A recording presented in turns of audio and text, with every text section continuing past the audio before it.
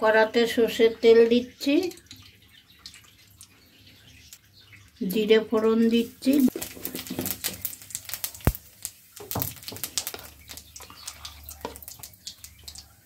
আদা বাটা, লঙ্কা বাটা, হলুদ, জল দিয়ে একটু গুলে নেব। মশলাটা দিয়ে দিচ্ছি,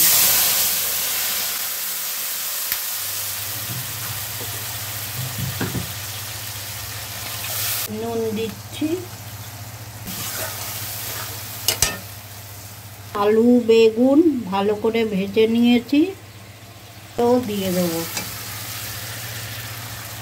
আর এই যে 4-5টা চেরা কাঁচা লঙ্কা দিয়ে দিলাম,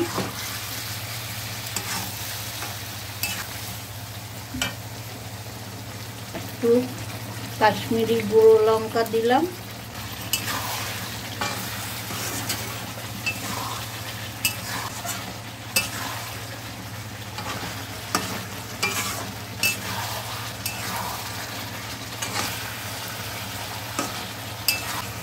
এবার আমি মাছগুলোও দিয়ে দেবো।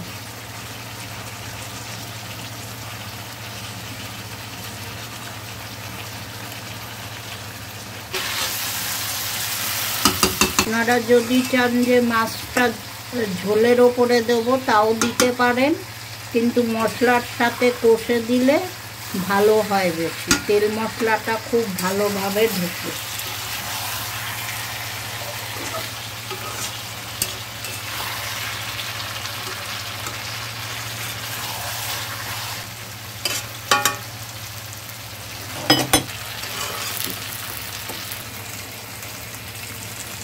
আমি জল দেবো,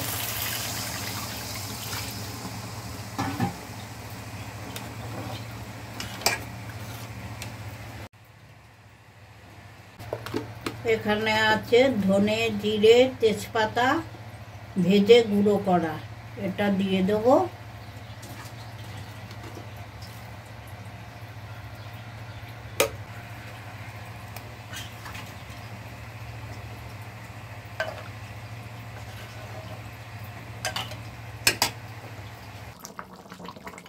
হয়ে গেছে আমার ঢাই মাছের ঝোল আলু বেগুন দিয়ে।